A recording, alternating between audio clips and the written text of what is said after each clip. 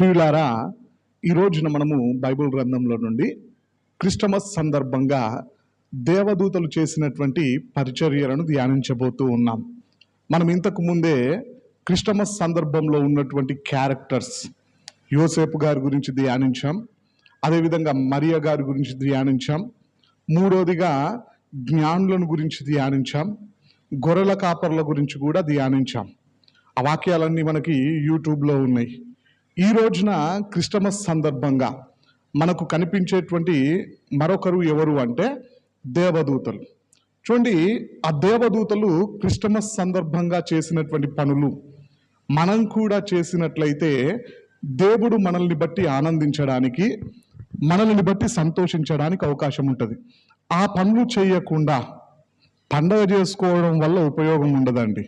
చూడండి, యేసుక్రీస్తు ప్రభువారు ఈ లోకంలో జన్మించినప్పుడు ఆ రోజున మరియ కావచ్చు, యోసేపు కావచ్చు, జ్ఞానులు కావచ్చు, గొర్రెల కాపరులు కావచ్చు, దేవదూతలు కావచ్చు, అన్నా అనబడినటువంటి ప్రవక్తిని కావచ్చు, సుమియోను కావచ్చు, వారందరూ ఏ పనులైతే చేశారో, లేదా వారి జీవితం ఏ విధంగా ఉన్నదో, వారిలో ఉన్నటువంటి మంచి లక్షణాలు ఏమిటో, ఆ లక్షణాలు మనలో ఉన్నట్లయితే దేవుడు మనల్ని బట్టి ఆనందించడానికి, దేవుడు మనం చేస్తున్నటువంటి ఆరాధనను అంగీకరించడానికి అవకాశాలు ఉంటాయి.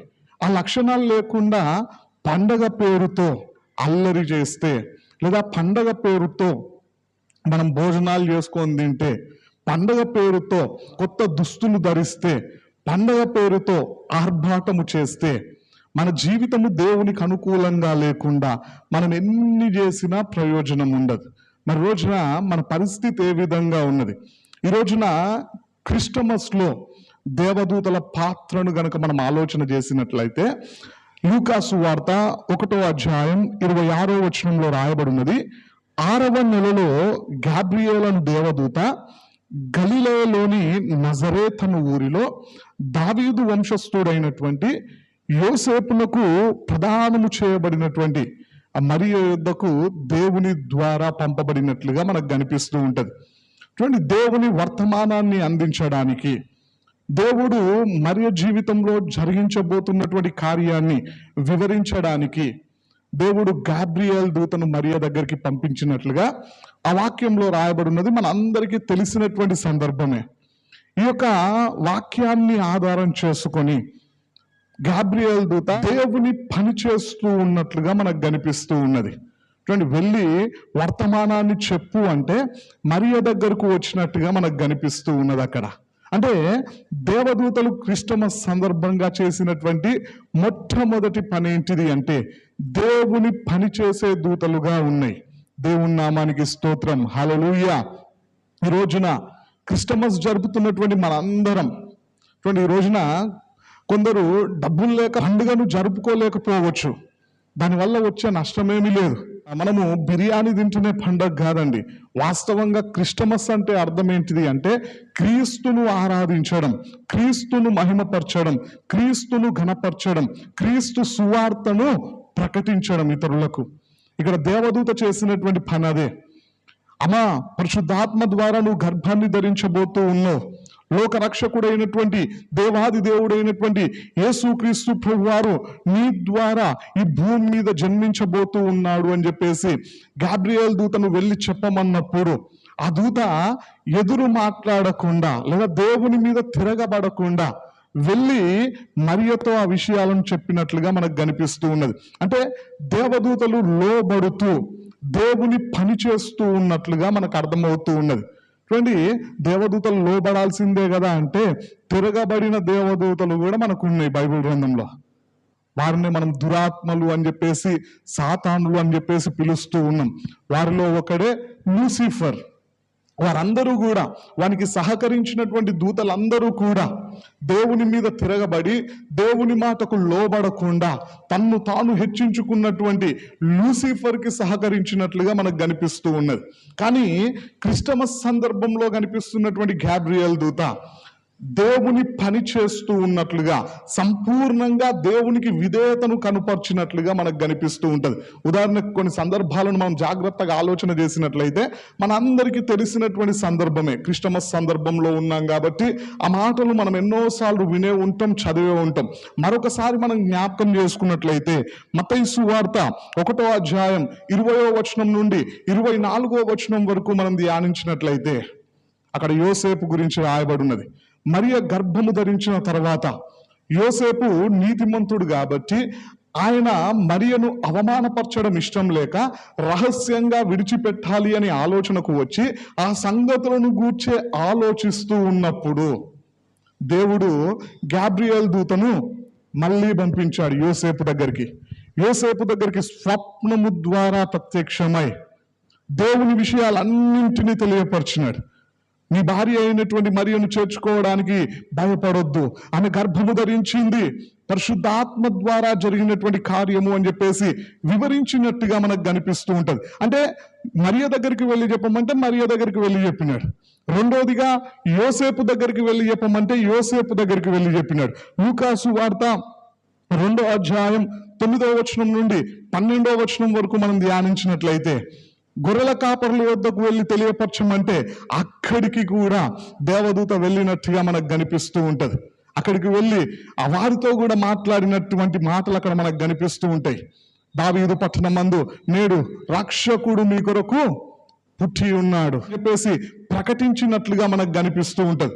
నాలుగోదిగా మనం ఆలోచన చేసినట్లయితే జ్ఞానుల దగ్గరికి వెళ్ళి బోధించు అని చెబితే మత్తయి సువార్త 2వ అధ్యాయం 12వ వచనంలో యేసుక్రీస్తు ప్రభు వారిని దర్శించిన తర్వాత యేసుక్రీస్తు ప్రభు వారికి జ్ఞానులు కానుకలు సమర్పించిన తర్వాత ఆ రాత్రి వేళనే దేవుడు దేవదూతను పంపించి జ్ఞానులకు బోధించినప్పుడు, అంటే అక్కడ కూడా బోధించింది ఎవరు అంటే దేవదూతనే. వారు వేరే మార్గం గుండా వెళ్ళిపోయినారు ఆ సమయంలోనే.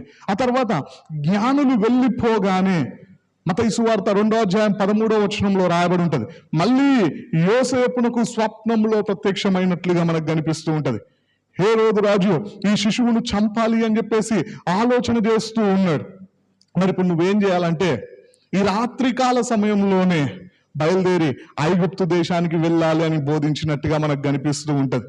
యోసేపు అక్కడ ఆ రాత్రే బయలుదేరి వెళ్ళిపోయినట్టుగా మనకు కనిపిస్తూ ఉంటది. అంతేకాకుండా మత్తయి సువార్త 2వ అధ్యాయం 19వ వచనం నుండి 21వ వచనం వరకు మనం ధ్యానించినట్లయితే మళ్ళీ యోసేపునకు స్వప్నము ద్వారా ప్రత్యక్షమై, అయ్యా మరి యేసుక్రీస్తు ప్రభు వారిని చంపాలనుకుంటున్నటువంటి రాజు మరణించాడు, నువ్వు తిరిగి ఇజ్రాయెల్ దేశానికి వెళ్ళు అని చెప్పినప్పుడు ఐగుప్తు దేశం నుండి ఇజ్రాయెల్ దేశానికి వచ్చినట్టుగా మనకు కనిపిస్తూ ఉంటది. అంటే ఈ సందర్భంలో అన్నింటిలో మరియ దగ్గరికి వెళ్ళు అంటే మరియ దగ్గరికి వెళ్ళిపోయినాడు, యోసేపు దగ్గరికి వెళ్ళి ప్రకటించు అంటే యోసేపు దగ్గరికి వెళ్ళిపోయినాడు, గొర్రెల కాపర్ల దగ్గరికి వెళ్ళి ప్రకటించు అంటే అక్కడికి వెళ్ళిపోయినాడు, జ్ఞానులకు వెళ్ళి బోధించు అంటే అక్కడికి వెళ్ళిపోయినాడు, యోసేపుకు ప్రకటించు అంటే అక్కడికి వెళ్ళిపోయినాడు. చూడండి, అంటే దేవుడు ఎవరి దగ్గరికి వెళ్ళమంటే వారి దగ్గరికి వెళ్తూ, దేవుడు ఏ వార్తను ప్రకటించమంటే ఆ వార్తను ప్రకటిస్తూ క్రిస్టమస్ సందర్భంగా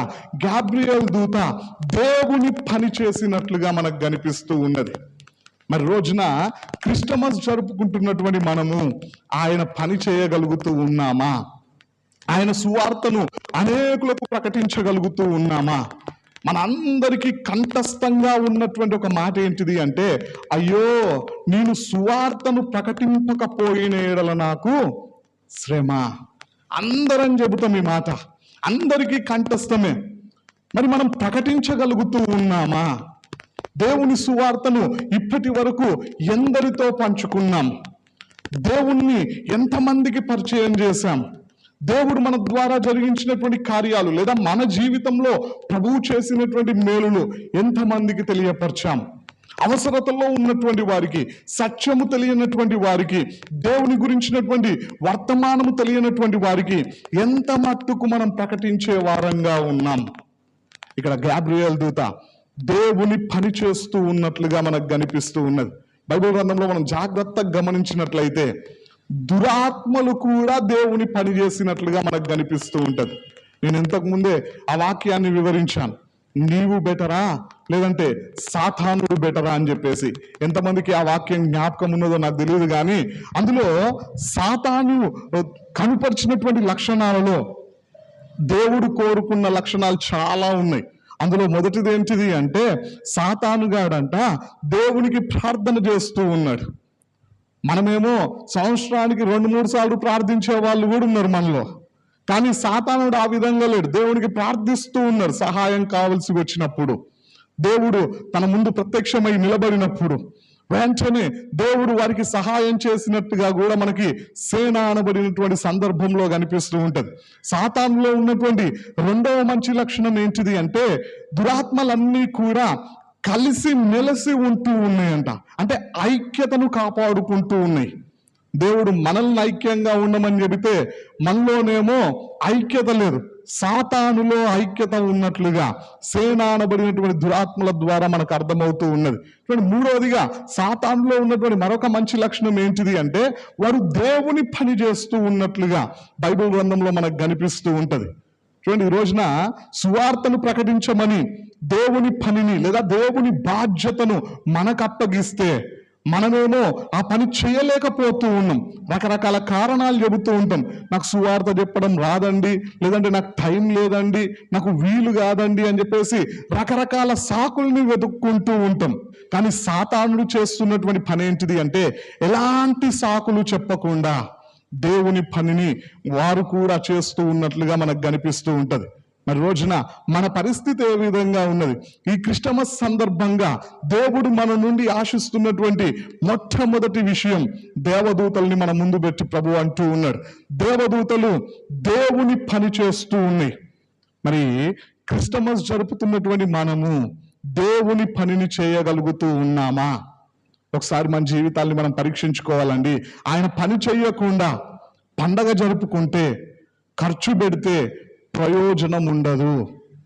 మనము ఆయన పని చేసినప్పుడు, పండుగ ఒకవేళ జరుపుకోవడానికి డబ్బులు లేకపోయినా దేవుడు సంతోషిస్తాడు మనల్ని బట్టి.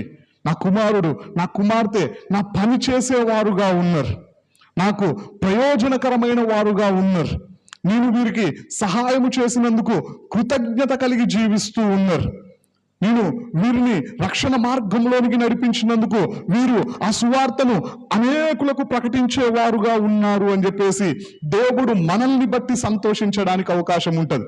మరి రోజున మన పరిస్థితి ఏ విధంగా ఉన్నది? ఒకసారి మన జీవితాన్ని మనం పరీక్షించుకుందాం. చూడండి ప్రియులారా, క్రిస్టమస్ సందర్భంగా దేవదూతల్లో కనిపించినటువంటి రెండవ మంచి లక్షణం ఏంటిది అంటే, బైబిల్ గ్రంథంలో ఆ మాటలు కూడా మనకు కనిపిస్తూ ఉంటాయి. లూకా సువార్త 1వ అధ్యాయం 36వ వచనంలో మనం ధ్యానించినట్లయితే అక్కడ రాయబడినది, మరియు నీ బంధువురాలు ఎలిజబెత్ కూడా తన వృద్ధాప్యమందు ఒక కుమారుణ్ణి గర్భము ధరించి ఉన్నది, గొడ్రాలనబడిన ఆమెకు ఇది 6వ మాసము అని రాయబడి ఉన్నది. ఇక్కడ మనం ధ్యానించినట్లయితే ఆ పై సందర్భం మనందరికీ తెలిసినటువంటి సందర్భమే. 6వ నెలలో గాబ్రియల్ దూత మరియ యొద్దకు వచ్చి, అమ్మా నీకు శుభం కలగబోతూ ఉన్నది అంటే ఆ శుభవచనం ఏంటిదో అని చెప్పేసి తొందరపడి ఆలోచిస్తూ ఉన్నప్పుడు ఆ దేవదూత మరియకు తెలియపరిచినటువంటి శుభవచనం ఏంటిది అంటే, యేసుక్రీస్తు ప్రభువారు నీ ద్వారా భూమి మీదకి రాబోతూ ఉన్నాడు, దేవుడు నిన్ను ఉపయోగించుకోబోతూ ఉన్నాడు తన పని కొరకు, నువ్వు వాడబడ్డానికి సిద్ధంగా ఉన్నావా అని చెప్పేసి ఆమెను అడుగుతూ ఉన్నప్పుడు మరియా ఒక సందేహాన్ని అక్కడ వెళ్ళిపుచ్చినట్టుగా మనకు కనిపిస్తూ ఉంటది. నువ్వు పురుషుణ్ణి ఎరగని దాననే ఇది ఎలాగూ జరుగుతుంది? ఒక సందేహాన్ని దేవదూత ముందు పెట్టినప్పుడు దేవదూత చేస్తున్నటువంటి పని ఏంటిది అంటే, అక్కడ రాయబడినది ఒక సాక్ష్యాన్ని చెబుతూ ఉన్నాడు. ఆ సాక్ష్యము ద్వారా దేవదూత చెప్పాలనుకున్నటువంటి విషయం ఏంటిది అంటే, దేవునికి అసాధ్యమైందంటూ ఏమీ లేదు. దేవుడు చెయ్యాలనుకున్నటువంటి పనిని ఏ విధంగానైనా చేయగలుగుతాడు. బిలాముకు బుద్ధి తెప్పించడానికి గాడిదకు నోరిచ్చినాడు దేవుడు. చూడండి ప్రియులారా, ఇజ్రాయేలీయుల ఆకలిని తీర్చడానికి ఆకాశము నుండి మన్నాను కురిపించినాడు దేవుడు. చూడండి ప్రియులారా, దేవదూత మరియతో చెప్పాలనుకున్నటువంటి విషయం అదే. ఒక సాక్ష్యాన్ని చెబుతూ మరియకు అర్థమయ్యేలా చెప్పాలనుకున్నటువంటి విషయం అదే. దేవునికి అసాధ్యమైందంటూ ఏమీ లేదు అని మరియ గుర్తించడానికి దేవదూత చేస్తున్నటువంటి పని ఏంటిది అంటే, తన బంధువులలో దేవుడు ఎలిజబెత్ విషయంలో జరిగించినటువంటి అద్భుతాన్ని, ఎలిజబెత్ జీవితంలో దేవుడు జరిగిస్తున్నటువంటి ఆశ్చర్య కార్యాన్ని మరియకు వివరిస్తూ ఉన్నాడు. ఆ కార్యం ఏంటిది అంటే, ఆమె వృద్ధాప్యములో గర్భము ధరించి ఉన్నది. గొడ్రాలనబడినటువంటి ఎలిజబెత్కు ఇది 6వ నెల. ఆమె ఆల్రెడీ గర్భము ధరించి ఉన్నది అని చెప్పేసి మరియకు దేవుడు చేసినటువంటి ఒక మేలును ఇక్కడ దేవదూత తెలియపరుస్తూ ఉన్నట్లుగా మనకు కనిపిస్తూ ఉంటది. ఆ వెంటనే మరియ చేసినటువంటి పని ఏంటిది అంటే, ఫస్ట్ దేవుడు చేయబోతున్నటువంటి కార్యాన్ని మరియ జీవితంలో తెలియపరిచినప్పుడు, నేను పురుషుణ్ణి ఎరగని దానను కదా, ఇది ఏ విధంగా జరుగుతుంది అని చెప్పేసి సందేహించినది, కొంచెం అనుమానానికి చోటిచ్చినది. ఎప్పుడైతే దేవుడు చేసినటువంటి మేలును వివరించాడో గాబ్రియేల్ దూత, వెంటనే మరి అంటున్నటువంటి మాట, ఇదిగో ప్రభు దాసురాలను, నీ మాట చొప్పున నాకు జరుగును గాక అన్నది. దేవుని నామానికి స్తోత్రం, హల్లెలూయా. అంటే ఈ సందర్భాన్ని బట్టి దేవదూత చేసినటువంటి రెండో పని ఏంటిది అంటే, క్రిస్టమస్ సందర్భంగా సాక్ష్యము చెప్పి సందేహాన్ని తీర్చినది. చూడండి, సాక్ష్యం చెప్పడం ద్వారా సందేహాలు తీర్చబడినాయి మరియ జీవితంలో, అనుమానాలు తొలగించబడినాయి మరియ జీవితంలో, పూర్తిగా దేవుని మీద విశ్వాసాన్ని కనుపరచగలిగినది. ఎప్పుడు అంటే గాబ్రియేల్ దూత సాక్ష్యం చెప్పినప్పుడు. ఈ రోజుల్లో చాలా మంది సాక్ష్యాలు చెబుతూ ఉన్నారు. ఆ సాక్ష్యాలు వింటే ఎవరి మీద విశ్వాసం వస్తూ ఉన్నది అంటే, దేవుని మీద కాదండి, సంఘాల మీద, సేవకుల మీద విశ్వాసం వస్తూ ఉన్నది. ఎందుకంటే వారు చెప్పే సాక్ష్యాలు ఆ విధంగా ఉంటూ ఉంటాయి. ఒక సాక్ష్యం ఒకరు చెప్పారు, వారు చర్చికి వస్తున్నటువంటి వారంట, వారికి ఉన్నటువంటి ఒక వస్తువును ఇస్తిరిపెట్ట నమ్మేసి ఆ కానుకలు తీసుకొచ్చి ఆ సేవకునికి ఇస్తేనంట, నెల తిరిగేసరికి 2 ఇస్తిరిపెట్టెల్ని దేవుడు అనుగ్రహించినాడంట. చూడండి, అంటే ఆ సేవకుడు ఆ సాక్ష్యము ద్వారా ఏం చెప్పాలనుకుంటున్నాడంటే, మీకున్నవి అమ్మి నాకు ఇస్తే మీకు 200 ఇస్తాడు దేవుడు, అంతేనా? చూడండి, ఎవరి మీద విశ్వాసం రావాలి సాక్ష్యం విన్నప్పుడు అంటే, మనుషుల మీద కాదు, దేవుని మీద విశ్వాసం రావాలా. మరి రోజున మనం చెబుతున్నటువంటి సాక్ష్యాల ద్వారా, లేదా మనం వింటున్నటువంటి సాక్ష్యాల ద్వారా ఎవరికి మహిమ వస్తూ ఉన్నది, ఎవరికి ఘనత వస్తూ ఉన్నది, ఎవరి మీద విశ్వాసం కలుగుతూ ఉన్నది, ఎవరి మీద ఆనుకోగలుగుతూ ఉన్నారు, ఒకసారి ఆలోచించండి. మనం వినే సాక్ష్యాలు దేవునికి మహిమార్థంగా ఉండాలా, మనం చెప్పే సాక్ష్యాలు దేవునికి మహిమార్థంగా ఉండాలా. ఎవరైనా నీ సాక్ష్యాన్ని వింటే, లేదా నువ్వు చెప్పినటువంటి మాటల్ని వింటే నీ మీద కాదు ఆధారపడాల్సింది, లేదా మరొక వ్యక్తి మీద కాదు ఆధారపడాల్సింది, నువ్వు చెప్పే మాటలు విన్నప్పుడు దేవుని మీద ఆధారపడాలా. ఇక్కడ చెప్పింది ఎవరు అంటే గాబ్రియేల్ దూత. మరియా ఆధారపడింది ఎవరి మీద అంటే దేవుని మీద, విశ్వసించింది ఎవరి మీద అంటే దేవుని మీద. కానీ ఆ మేలును తెలియపరిచింది ఎవరు అంటే గాబ్రియేల్ దూత. కారణం ఏంటిది అంటే, గాబ్రియేల్ దూత తాను చెప్పినటువంటి సాక్ష్యంలో పూర్తిగా దేవునికి మహిమొచ్చే విధంగా చెప్పినాడు, మనుషులకు మహిమొచ్చే విధంగా కాదు, లేదా తనకు మహిమొచ్చే విధంగా చెప్పుకోలే, దేవునికి మహిమొచ్చే విధంగా సాక్ష్యాన్ని వివరించినట్టుగా మనకు కనిపిస్తూ ఉన్నది. మరి రోజున మన పరిస్థితి ఏ విధంగా ఉంటూ ఉన్నది, మనం వింటున్నటువంటి సాక్ష్యాలు ఏ విధంగా ఉన్నాయి, ఒకవేళ మనం కూడా దేవుని మేలులను పొందుకొని ఆ మేలును వివరిస్తూ ఉన్నట్లయితే మనం చెబుతున్నటువంటి సాక్ష్యాలు ఏ విధంగా ఉంటూ ఉన్నాయి, దేవునికి మహిమార్థంగా ఉంటూ ఉన్నాయా, మనుషులకు మహిమొచ్చే విధంగా ఉంటూ ఉన్నాయా, దేవుని మీద ఆధారపడే విధంగా ఉంటూ ఉన్నాయా, లేదంటే మనుషుల మీద ఆధారపడే విధంగా ఉంటూ ఉన్నాయా. మనం సాక్ష్యం చెబుతూ ఉన్నప్పుడు చాలా జాగ్రత్తగా చెప్పాలండి. దేవునికి రావలసిన మహిమ ఇంకా ఏ ఒక్కరికి రానియడు అని చెప్పేసి వాక్యంలో రాయబడి ఉన్నది. మరి దేవుడు చేసినటువంటి మేలు ద్వారా, దేవుడు అందించినటువంటి సహాయము ద్వారా మహిమ ఎవరికి కలగాలి అంటే ఆయనకు మాత్రమే. ఆ విధంగా మనం చెప్పగలుగుతూ ఉన్నామా? గాబ్రియేల్ దూత చెప్పగలిగినదండి. దేవుని నామానికి స్తోత్రం, హల్లెలూయా. చూడండి, క్రిస్టమస్ సందర్భంగా ఈ యొక్క గాబ్రియేల్ దూత లేదా దూతలు చేసినటువంటి మరొక పని ఏంటిది అంటే, బైబిల్ గ్రంథంలో మనకు ఆ మాట కూడా కనిపిస్తూ ఉంటుంది. చూడండి, లూకా సువార్త 2వ అధ్యాయం 14వ వచనంలో రాయబడినది, వెంటనే పరలోక సైన్య సమూహము ఆ దూతతో కూడా నుండి మాట్లాడుతున్నటువంటి మాట ఏంటిది అంటే, సర్వోన్నతమైన స్థలములలో దేవునికి మహిమయు, ఆయనకి ఇష్టులైన మనుషులకు భూమి మీద సమాధానము కలుగునుగాక అని దేవుణ్ణి స్తోత్రము చేయుచుండెను అని రాయబడినది. ఇక్కడ మనం జాగ్రత్తగా ధ్యానించినట్లయితే పరలోకంలో ఉన్నటువంటి దేవదూతలందరూ కలిసి గాబ్రియేల్ దూతతో పాటు వారందరూ చేసినటువంటి మరొక అద్భుతమైన పని ఏంటిది అంటే, దేవుణ్ణి స్తుతించినరంట, దేవుణ్ణి ఘనపరిచినరంట, దేవుణ్ణి కొనియాడినరంట, దేవునికి స్తోత్రము చెల్లించారంట. చూడండి, దేవుణ్ణి ఆరాధించినట్లుగా ఇక్కడ దేవదూతల యొక్క పరిచర్య మనకు కనిపిస్తూ ఉన్నది క్రిస్టమస్ సందర్భంగా. మరి రోజున క్రిస్టమస్ జరుపుకుంటున్నటువంటి మనము దేవుణ్ణి ఆరాధిస్తూ ఉన్నామా? అసలు మన క్రిస్టమస్ లో ఆరాధన ఉన్నదా లేకపోతే అల్లరి ఉన్నదా? ఎందుకోసం ఈ మాట అంటున్నా అంటే, ఈ రోజులలో జరుగుతున్నటువంటి క్రిస్టమస్లలో ఆరాధనలు తక్కువైపోయినాయి. ఏం ఎక్కువైపోయినాయి అంటే, అల్లరితో కూడినటువంటి కార్యక్రమాలు ఎక్కువైపోయినాయి. ఫస్ట్ సింపుల్ గా సండే స్కూల్ పిల్లలు డాన్స్ వేస్తారు అని చెప్పేసి ప్రారంభించారు డాన్స్ ప్రోగ్రామ్స్.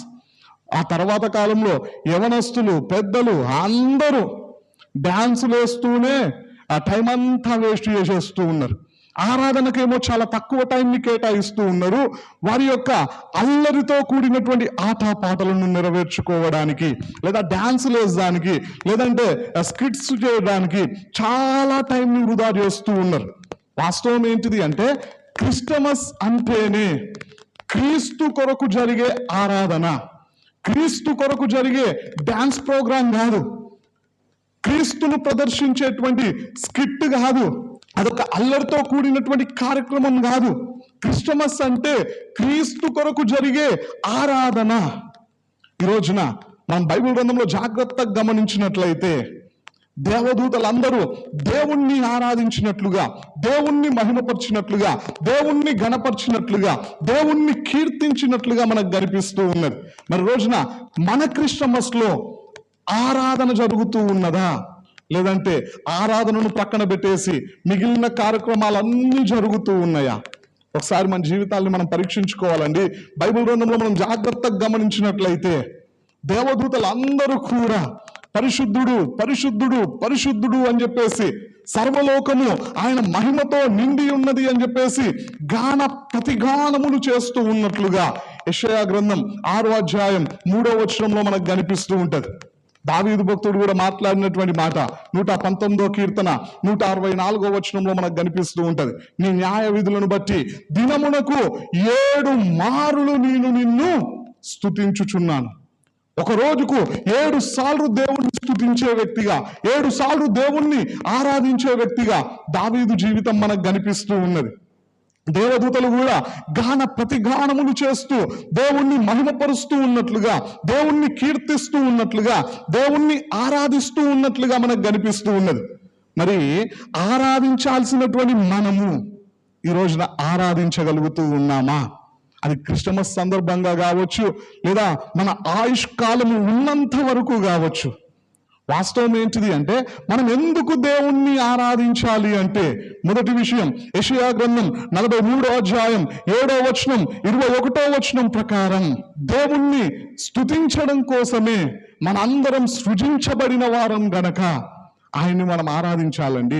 రెండోదిగా మనం ఎందుకు దేవుణ్ణి ఆరాధించాలి అంటే, కీర్తనలు గ్రంథం 96వ అధ్యాయం 4వ వచనం ప్రకారం, అదేవిధంగా దినవృత్తాంతములు మొదటి గ్రంథం 16వ అధ్యాయం 25, 29 వచనాల ప్రకారం మనం ఆరాధిస్తున్నటువంటి దేవుడు స్తుతులకు యోగ్యుడు గనక, లేదా స్తుతి పాత్రుడు గనక ఆయన్ని మనం స్తుతించాలండి.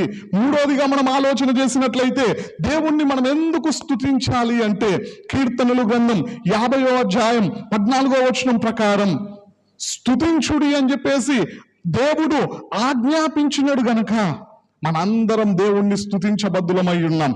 నాలుగోదిగా మనం ఆలోచన చేసినట్లయితే ప్రకటన గ్రంథం 1వ అధ్యాయం 6వ వచనం ప్రకారం యేసుక్రీస్తు ప్రభువారు మన అందరి నిమిత్తం తన రక్తాన్ని చిందించి తన విలువైనటువంటి ప్రాణాన్ని సైతం బలిగా అర్పించాడు గనుక మనందరం దేవుణ్ణి స్తుతించబద్దులమై ఉన్నామండి. ఐదోదిగా మనం ఆలోచన చేసినట్లయితే కీర్తనల గ్రంథం 50వ అధ్యాయం 23వ వచనం ప్రకారం స్తుతించే వారికి రక్షణ దొరుకుతుంది గనుక మనందరం దేవుణ్ణి స్తుతించాలండి. ఆరోదిగా మనం ఆలోచన చేసినట్లయితే కీర్తనల గ్రంథం 33వ అధ్యాయం 1వ వచనం ప్రకారం స్తుతించుట యథార్థవంతులకు శోభస్కరము గనక మన అందరం దేవుణ్ణి స్తుతించబద్దులమై ఉన్నామండి. ఇంకా చెప్పుకుంటూ పోతే చాలా విషయాలు ఉన్నాయి, మనం ఎందుకు దేవుణ్ణి స్తుతించాలి అని చెప్పేసి. చివరిగా 7వదిగా మనం ఆలోచన చేసినట్లయితే కీర్తనల గ్రంథం 103వ అధ్యాయం 2వ వచనం ప్రకారం దేవుడు మన జీవితంలో ఎన్నో మేలులను జరిగిస్తూ ఉన్నాడు కాబట్టి ఆయన చేసిన ఉపకారములను బట్టి మనందరం దేవుణ్ణి స్తుతించాలి. మరి రోజున క్రిస్టమస్ పండుగ జరుపుతున్నటువంటి మనం అందరం దేవుణ్ణి ఆరాధించగలుగుతూ ఉన్నామా? దేవుణ్ణి స్తుతించగలుగుతూ ఉన్నామా? దేవుణ్ణి మహిమపరచగలుగుతూ ఉన్నామా? మనకు దొరికినటువంటి ఈ అమూల్యమైనటువంటి సమయాన్ని దేవునికి స్తుతులు చెల్లించడానికి, దేవుణ్ణి మహిమపరచడానికి, దేవుణ్ణి ఘనపరచడానికి వినియోగించుకునే వారంగా ఉన్నామా? లేదంటే పనికి మాలిన డాన్సులు చేస్తూ సమయం అంతా వృధా చేసుకునే వారంగా ఉన్నామా? ఈ రోజున మన జీవితం ఏ విధంగా ఉన్నది? బైబిల్ గ్రంథంలో ఎఫెసీయులకు రాసినటువంటి పత్రిక 5వ అధ్యాయం 15వ వచనంలో రాయబడి ఉంటుంది, దినములు చెడ్డవి గనుక మీరు సమయమును పోనీయక సద్వినియోగము చేసుకొనుచు అజ్ఞానుల వలె కాక జ్ఞానుల వలె నడుచుకున్నట్లు జాగ్రత్త పడండి అని చెబుతూ ఉన్నాడు. అక్కడ జ్ఞానులు ఏం చేస్తారు, అజ్ఞానులు ఏం చేస్తారో దేవుడు తెలియపరుస్తూ ఉన్నాడు. జ్ఞానులేమో దొరికినటువంటి సమయాన్ని సద్వినియోగం చేసుకుంటారంట, అజ్ఞానులేమో సమయమంతా వృధా చేసుకుంటారు, బుద్ధి లేని కన్యకల్లాగా. సమయం అంతా అయిపోయిన తర్వాత ఏడిస్తే, సమయం అంతా అయిపోయిన తర్వాత కన్నీరు గారిస్తే, సమయం అంతా అయిపోయిన తర్వాత గోచాడితే ప్రయోజనం ఏమీ ఉండదు. దేవుడు మనకు అవకాశం ఇచ్చినప్పుడే, దేవుడు మనకు సమయాన్ని కల్పించినప్పుడే, మనకు సమయం ఉన్నప్పుడే ఆ సమయాన్ని దేవుణ్ణి మహిమపరచడానికి, దేవుణ్ణి ఘనపరచడానికి, దేవుణ్ణి ఆరాధించడానికి, దేవుని మాటలను వినడానికి, లేదా దేవుని పనిలో వాడబడ్డానికి, దేవుని సువార్తను ప్రకటించడానికి ఉపయోగించుకోవాలా. సమయాన్ని వృధా చేసుకోవద్దు అజ్ఞానుల్లాగా. మరి రోజున మన క్రిస్టమస్ లో ఆరాధనకు ఎంత ప్రాముఖ్యతనిస్తూ ఉన్నాం? ఒకసారి మన జీవితాన్ని మనం పరీక్షించుకోవాలండి. ఇక్కడ దేవదూతలు అందరూ కలిసి దేవుణ్ణి స్తోత్రము చెల్లిస్తూ, దేవుణ్ణి స్తుతిస్తూ, దేవుణ్ణి మహిమపరుస్తూ ఫస్ట్ కీర్తన, ఫస్ట్ పాట వాళ్ళే పాడిరంట క్రిస్టమస్లో. మరి రోజున మన పరిస్థితి ఏ విధంగా ఉన్నది? మనం దేవుణ్ణి ఆరాధించగలుగుతూ ఉన్నామా? దేవుణ్ణి మహిమపరచగలుగుతూ ఉన్నామా? దేవుణ్ణి ఘనపరచగలుగుతూ ఉన్నామా? ఇవేమి చేయకుండా క్రిస్టమస్ జరుపుకుంటూ ఉన్నామా? ఒకసారి మన జీవితాన్ని మనం పరీక్షించుకున్నాం. చూడండి ప్రియులారా, ఇప్పటి వరకు దేవదూతలు క్రిస్టమస్ సందర్భంగా చేసినటువంటి ఓ ప్రాముఖ్యమైనటువంటి 3 పనులను మనం ధ్యానించాం. మొదటిగా వారు దేవునికి సంపూర్ణంగా లోబడి దేవుని పని చేస్తూ ఉన్నట్లుగా మనకు కనిపిస్తూ ఉన్నది. రెండోదిగా మనం జాగ్రత్తగా గమనించినట్లయితే వారు దేవుడు చేసినటువంటి మేలులను తెలియపరుస్తూ ఉన్నప్పుడు దేవునికి రావాల్సినటువంటి మహిమ, దేవునికి రావాల్సినటువంటి ఘనత, దేవునికి రావాల్సినటువంటి ప్రభావములు వేరే వాళ్లకు చెందనివ్వకుండా జాగ్రత్తగా సాక్ష్యాన్ని చెప్పినట్లుగా మనకు కనిపిస్తూ ఉన్నది. అందుకే మరియా దేవుని మీద సంపూర్ణమైనటువంటి విశ్వాసాన్ని కనుపరిచి మాట్లాడినట్టుగా మనకు కనిపిస్తూ ఉంటది. మూడోదిగా క్రిస్టమస్ సందర్భంగా దేవదూతలందరూ మొదటి కీర్తనను పాడి దేవుణ్ణి స్తుతించినట్లుగా, ఆయన నామాన్ని మహిమపరిచినట్లుగా మనకు కనిపిస్తూ ఉన్నది. మరి రోజున అదే పండుగను జరుపుకుంటున్నటువంటి మనము దేవుని పని చేయగలుగుతూ ఉన్నామా? దేవునికి సంపూర్ణంగా లోబడగలుగుతూ ఉన్నామా? రెండోదిగా మనం చెబుతున్నటువంటి సాక్ష్యాల ద్వారా, లేదా మనం వింటున్నటువంటి సాక్ష్యాల ద్వారా దేవునికి మహిమ వస్తూ ఉన్నదా, లేదంటే మనుషులకు మహిమ వస్తూ ఉన్నదా? మనం ఏ విధంగా సాక్ష్యాలను పంచుకుంటూ ఉన్నాం, ఏ విధమైనటువంటి సాక్ష్యాలకు విలువిచ్చి వింటూ ఉన్నాం? ఒకసారి జాగ్రత్తగా మన జీవితాన్ని మనం పరీక్షించుకుందాం. మూడోదిగా మన క్రిస్టమస్ లో ఆరాధనకు చోటు ఉందా? దేవుణ్ణి మనస్ఫూర్తిగా ఆరాధించగలుగుతూ ఉన్నామా? మనస్ఫూర్తిగా మహిమపరచగలుగుతూ ఉన్నామా? మనస్ఫూర్తిగా ఆయనను స్తుతించగలుగుతూ ఉన్నామా? ఒకసారి మన జీవితాన్ని మనం పరీక్షించుకుందాం. బైబిల్లో దేవదూతలు ఈ విధంగా క్రిస్టమస్ ని జరుపుకున్నారు కాబట్టి ఆ విధంగా మనం కూడా క్రిస్టమస్ ఆరాధనను జరుపుకొని అందులో పాల్గొని దేవుని నామాన్ని మహిమపరుద్దాం, దేవుణ్ణి ఘనపరుద్దాం, దేవుణ్ణి ఆరాధిద్దాం. దేవునికి చెందాల్సినటువంటి స్తుతులు లేదా దేవునికి రావాల్సినటువంటి మహిమ వేరే వారికి రానివ్వకుండా దేవునికి మాత్రమే చెల్లిద్దాం. దేవుని రాకడకు మనందరం సిద్ధపడదాం. ఈ కొద్ది వాక్యాన్ని దేవుడు దీవించును గాక. ఆమేన్.